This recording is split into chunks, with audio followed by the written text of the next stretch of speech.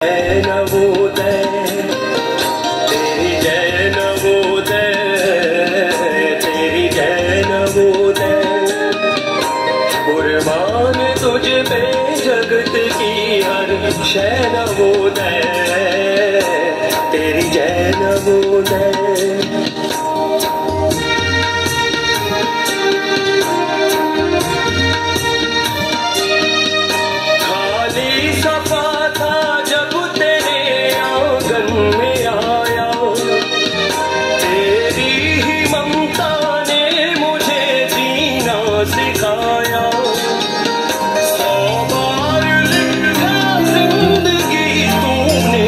मुझ पर होली मेरी हर रग में बहता है नवोदय तेरी जय नवोदय तेरी जय नवोदय।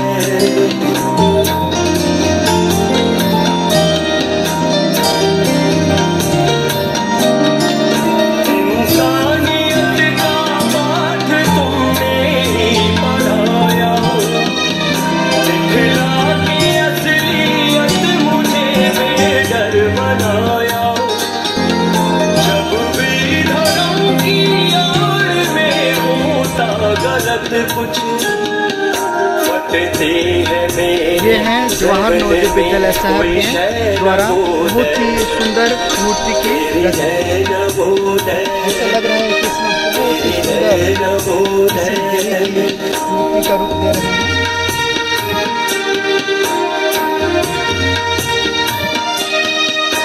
रोया हूँ जब बीता हुआ कल याद आया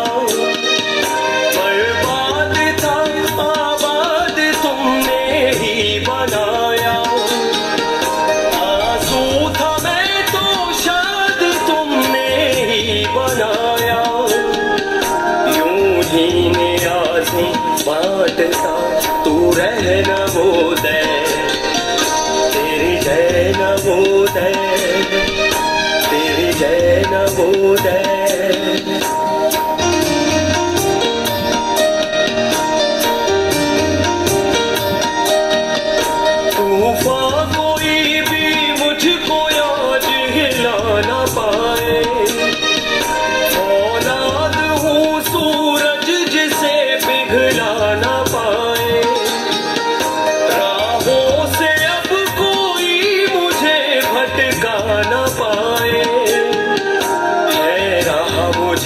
दिखला रही एक लय नवोदय तेरी जय नवोदय तेरी जय नवोदय।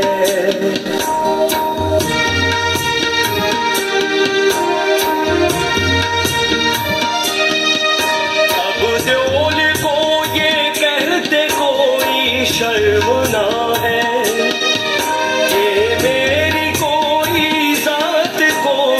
धर्म ना है छोड़ा ही तूने मुझ में कोई भर्म ना है ना ही कोई छोड़ा है तूने भय नवोदय तेरी जय नवोदय तेरी जय नवोदय कुर्बान तुझ पे जगत की हर शय नवोदय तेरी जय नवोदय तेरी जय नवोदय तेरी जय नवोदय।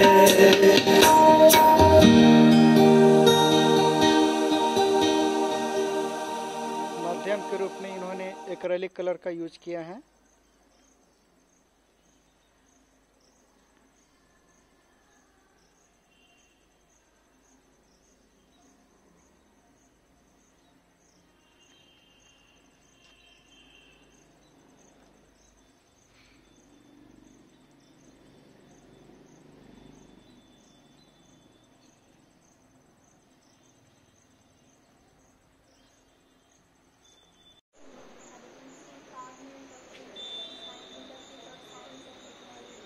एक भारत श्रेष्ठ भारत स्कीम के अंतर्गत हाँ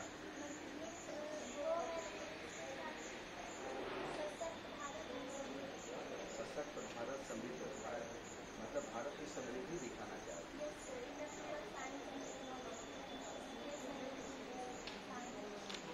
you devise this concept?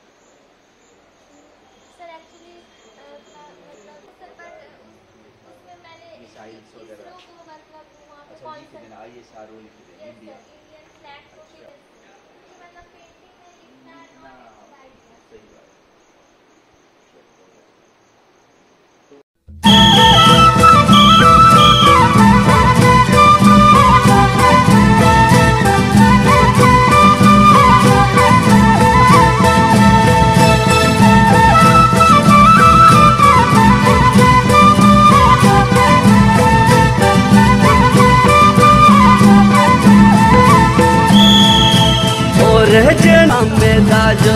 Meda joroti utanti ragoti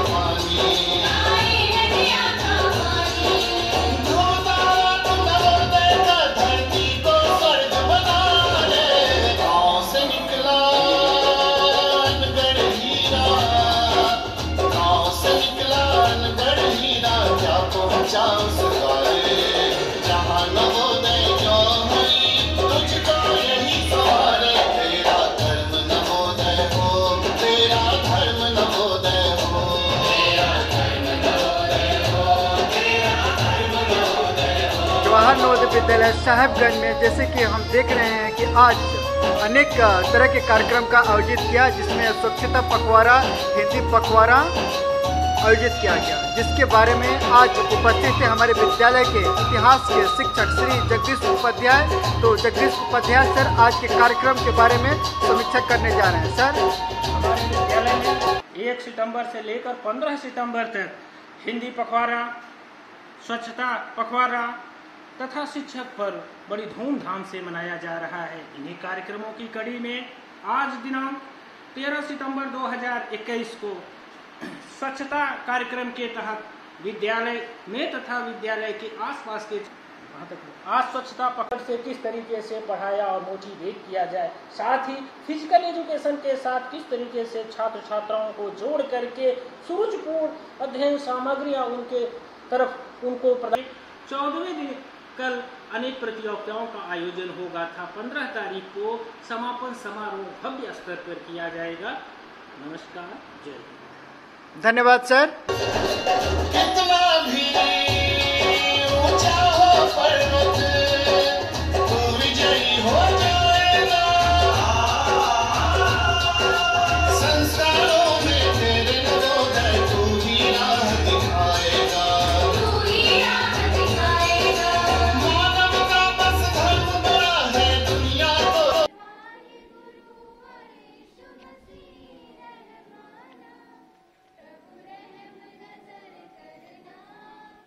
बच्चों का पालन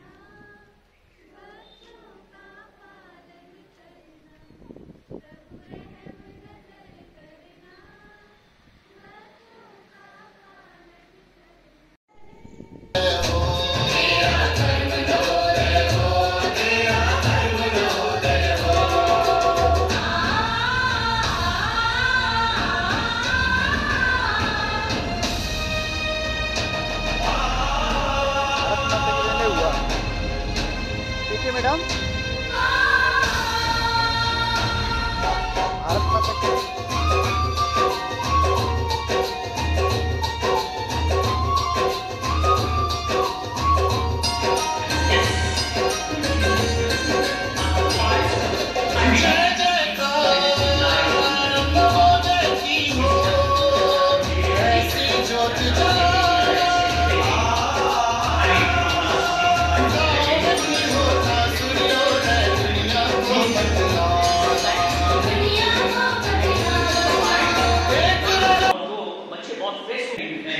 It is them and discover at this point of time.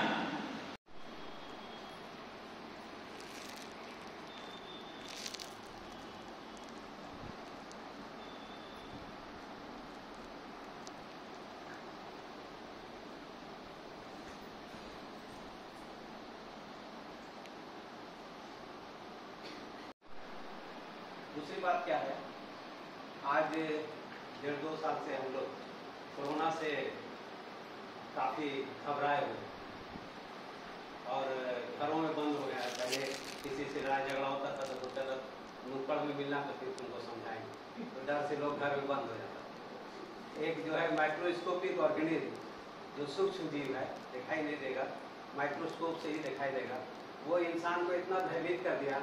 होता हम लोग साइंस एंड टेक्नोलॉजी में आसमान को छू रहे हैं, इतना भयभीत किया कि घर के अंदर लोग बंद हो गए। उसका सिर्फ और सिर्फ एक ही कारण है, और वो कारण जो छुपा हुआ है, वो कारण क्या है, हम लोग स्वच्छता से बहुत दूर हो गए। इसमें साफ साफ लिखा हुआ है, धरती पानी हवा रखो साफ, वरना आने वाली पीढ़ी नहीं करेगी माफ।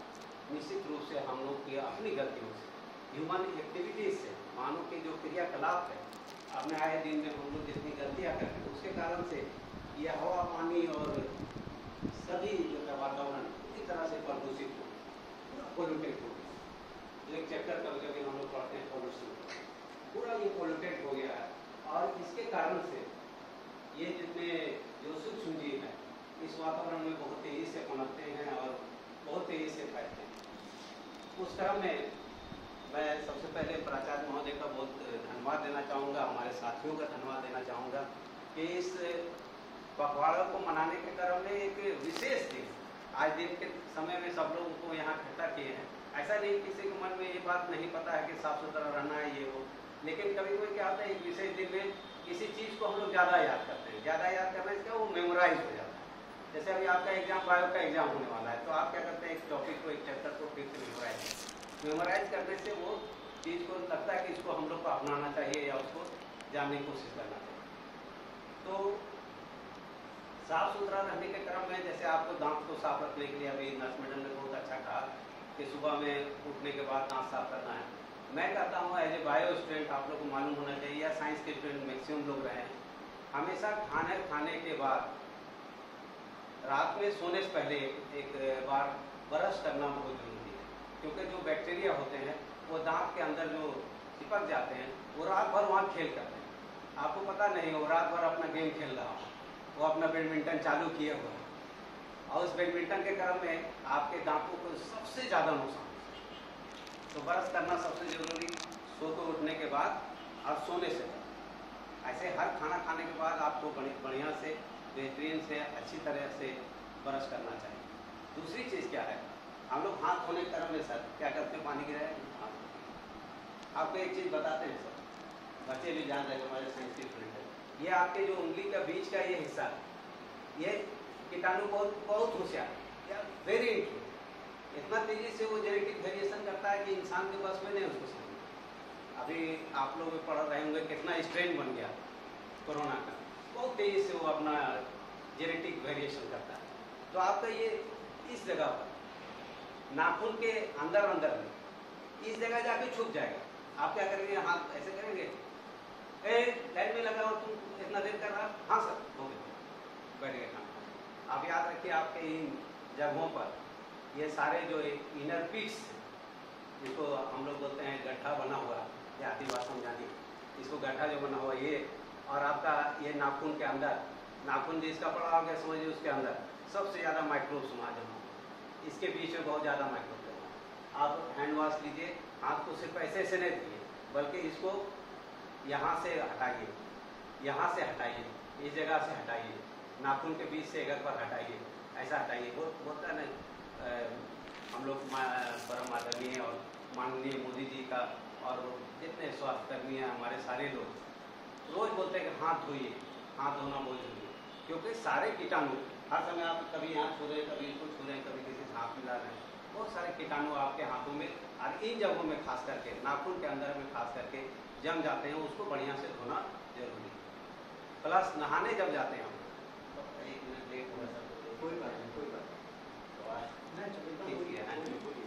नहाने जाते हैं तो हम लोग क्या करते हैं, शावर चलाए, जल्दी जल्दी नहाए, एक आध वो गाना वाना भी गाते हैं उस समय, और जल्दी नहा के अपना निकल जाते हैं। नहाने क्रम में आप जानिए कि आपके वो सारे हिस्से जहाँ आपका हाथ सही मानों में आप नहीं जानते हैं या आप उस पर नहीं पहुँचाते हाथ, वहाँ पर सबसे ज़्यादा गंदगी जमती है, और सबसे ज़्यादा जितने भी आप कैंसर के बारे में पढ़ेंगे, सबसे ज़्यादा उन्हीं जगहों पर कैंसर होता है, या स्किन डिजीज जो है मैक्सिमम इन्हीं जगहों पर होता है। जब डर्मेटोलॉजिस्ट के पास जाएंगे, स्किन के डॉक्टर के पास जाएंगे, सबसे ज़्यादा उन्हीं जगहों पर। उसको साफ करना बहुत जरूरी है, साबुन से उन जगहों को जहाँ पर आप खाली ऐसे ऐसे धो लेते हैं, यानी गाना भी गाते हैं कोई अपना बढ़िया से गाना वाना गाते हुए जल्दी नहा लेते, वैसा नहीं। आप देखिए कान के नीचे, इसके अंदर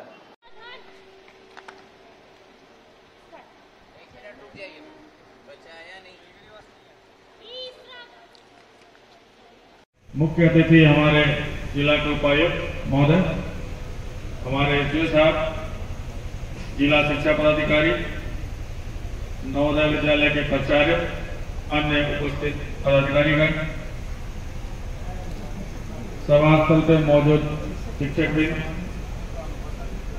बालक बच्चे, मीडिया बंधु, आप सभी को मैं अभिनंदन करता हूं। शिक्षक दिवस के अवसर पर मुझे बोलने का मौका मिला है, मैं धन्यवाद देता हूं आप लोगों को। मेरे पूर्व वक्ताओं ने सारी बातें कह दी है, शिक्षक दिवस क्यों मनाया जाता है, इसकी महत्ता क्या है। मैं बार बार अपने आम जीवन में या संबंधित लोगों से बात करते हुए कहता हूं कि हम सभी जानते हैं कि हमें करना क्या है, क्या अच्छा है, बुरा है, लेकिन हम अनुपालन कितना करते हैं। मेरा प्रश्न यही है कि हम अनुपालन कितना करते हैं। शिक्षक दिवस के रूप में हम जानते हैं कि शिक्षकों को महत्व देना है, सम्मान देना है, लेकिन वास्तविकता में हम कितना कर पाते हैं या कितना करते हैं। चाहे शिक्षक मात्र स्कूल, कॉलेज या विश्वविद्यालय में पढ़ाने वाले लोग ही नहीं हैं। जिस व्यक्ति को जिससे भी ज्ञान की प्राप्ति है किसी भी क्षेत्र में, वह उसके लिए गुरु है और हमें गुरु का सम्मान करना चाहिए। लेकिन उसी ज्ञान के माध्यम से हम सभी अपने व्यक्तित्व को बनाते हैं, और सबसे महत्वपूर्ण है कि हम किस व्यक्तित्व के व्यक्ति बनते हैं। हम शिक्षक बन सकते हैं, लेकिन मेरा व्यक्तित्व क्या है। मैं पुलिस अधीक्षक हूं, मेरा व्यक्तित्व क्या है। इस व्यक्तित्व निर्माण से ही राष्ट्र निर्माण होता है, समाज निर्माण होता है। अगर हम आप कहते हैं एक सभ्य समाज का निर्माण करना है, एक बेहतर राष्ट्र का निर्माण करना है, निश्चित रूप से हमारे जो गुरु हैं, हमारी जो शिक्षा व्यवस्था है, उसी से यह राष्ट्र निर्माण होगा। आज लोग अफगानिस्तान की बात कर रहे हैं, तालिबानी व्यवस्था, मानव सभ्यता पे एक प्रश्न चिन्ह हो रहा कि क्या व्यवस्था होगी। कहीं न कहीं ये सारी चीज शिक्षा से संबंधित है। अर्थात गुरुजनों ने जो व्यक्तित्व निर्माण किया वही भविष्य है। हम सबों को अपने भविष्य को संभाल कर रखना है। अतः हम सभी लोग एक दूसरे से, जैसे अभी हमारे एसडीओ साहब ने कहा, गिव एंड टेक रिलेशन है, तो इस परंपरा को भी सीखने की आवश्यकता है। किसी के साथ पिक एंड चूज की व्यवस्था ना हो। आज हम यहाँ मौजूद हैं, हम सभी सौभाग्यशाली हैं कि हम लोगों ने शिक्षा प्राप्त किया एक अच्छे बेहतर संस्थान से, लेकिन आज भी हमारे राष्ट्र में कई ऐसे लोग हैं जो शिक्षा से महरूम हैं। उनके पास कोई गुरु नहीं है, वो शिक्षा नहीं प्राप्त कर सकते, तो क्या उनका विकास नहीं होगा? ये सोचने की आवश्यकता है। आज यहां उपस्थित बच्चे सौभाग्यशाली हैं कि उनको इस संस्थान में शिक्षा मिल रही है। हम उन्हीं लोगों को मौका देते हैं जो बुद्धिमान हैं या पढ़ने में तेज हैं, लेकिन उन बच्चों का विकास के लिए कौन सोचेगा? अगर हम सभी शिक्षित हैं, सम्मानित हैं, तो हमें उन लोगों के लिए भी सोचना है कि उनका विकास कैसे है, वो अपने व्यक्तित्व का निर्माण कैसे करें और अपने राष्ट्र में निर्माण में या समाज के निर्माण में वो सहयोग कैसे करें। आज हर स्कूल में जो बेहतर स्कूल है, शिक्षक की वजह से है, बच्चों की वजह से, क्योंकि उसमें बेहतर बच्चे चले जाते हैं। बाकी बच्चों का क्या होगा? क्या हमें उनकी चिंता नहीं करनी चाहिए? जब हम एक राष्ट्र के लोग हैं, तो आज मेरा आप सबों से अनुरोध है कि हम सभी मिलकर अपने भविष्य के लिए, आने वाली पीढ़ी के लिए, सभी के विकास, सभी के शिक्षा के लिए सोचें। धन्यवाद। जीवन के 40 वर्ष एक शिक्षक के रूप में व्यतीत किया पड़ेगा। और आपके यहाँ जो टेंडर में नेक्स्ट जो है वो पता करते हैं कि आप जो है आपके यहाँ जो टेंडर कमेटी है, डीसी साहब को रिप्रेजेंट संजय जी ही करते हैं।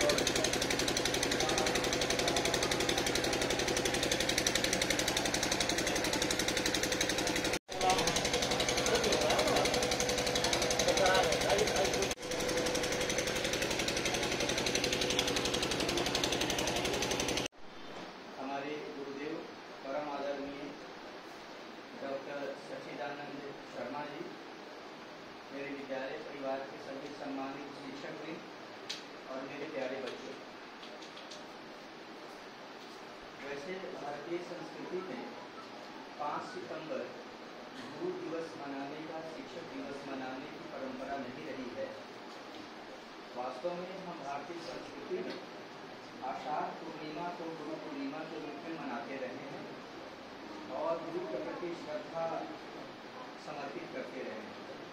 लेकिन